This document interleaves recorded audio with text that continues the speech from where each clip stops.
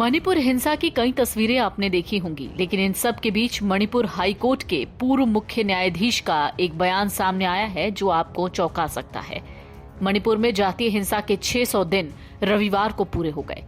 केंद्र ने स्थिति को नियंत्रण में लाने के लिए बार बार राज्य में अधिक सैनिक भेजे जाने की बात कही। इस समय भारतीय सेना, असम राइफल, सीआरपीएफ और मणिपुर पुलिस सहित लगभग 60,000 सुरक्षाकर्मी राज्य में तैनात हैं। इस बीच मणिपुर को नया गवर्नर मिला। राष्ट्रपति भवन की ओर से मंगलवार को जारी अधिसूचना में 5 राज्यों के नए गवर्नरों की नियुक्ति की जानकारी दी गई। इनमें सबसे दिलचस्प नाम भारत के पूर्व गृह सचिव अजय कुमार भल्ला का है। अब मणिपुर हिंसा को लेकर मणिपुर हाई कोर्ट के पूर्व मुख्य न्यायाधीश ने बड़ा बयान दिया है। एक रिपोर्ट के मुताबिक मणिपुर उच्च न्यायालय के पूर्व मुख्य न्यायाधीश सिद्धार्थ मृदुल ने कहा है कि मणिपुर में चल रही जातीय हिंसा के पीछे कोई अदृश्य हाथ लगता है।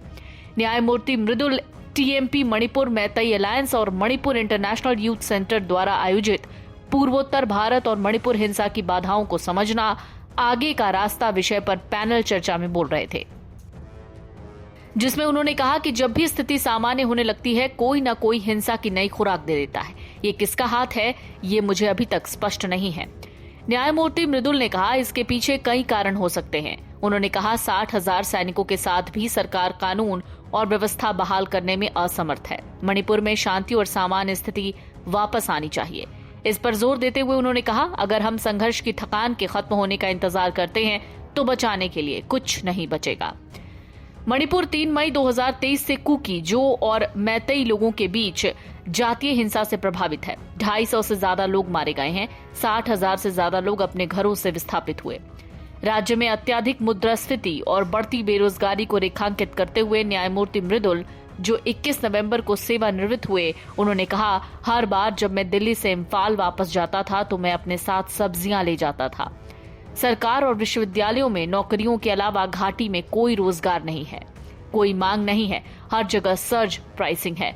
घाटी तक पहुंचने का एकमात्र तरीका हवाई जहाज से उतरना है। दिल्ली से इम्फाल के लिए केवल कुछ ही उड़ानें संचालित होती हैं। उन्होंने सुझाव दिया कि दोनों समुदायों के आंतरिक रूप से विस्थापित लोगों को उनके घर वापस जाने के लिए सुरक्षा प्रदान की जानी चाहिए। मणिपुर में लगभग 19 महीनों से हिंसा का दौर जारी है। यहाँ जातीय संघर्ष का कोई अंत होता नहीं दिख रहा।